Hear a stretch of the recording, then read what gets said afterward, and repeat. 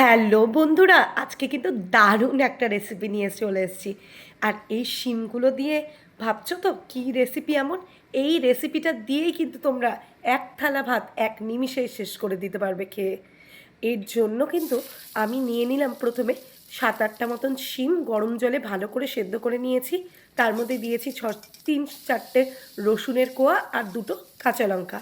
এবারে একটা চিংড়ি মাছ তো দেখতেই পারলে, যার কাছে ছোট ছোট গুঁড়ো চিংড়ি আছে তারা গুঁড়ো চিংড়িও নিতে পারো। আমি এখানে ওই ছোট বড় চিংড়িটাকে ছোট ছোট পিসে কেটে সেটাকে পেঁয়াজ দিয়ে প্রথমে ভেজে তুলে রেখেছি।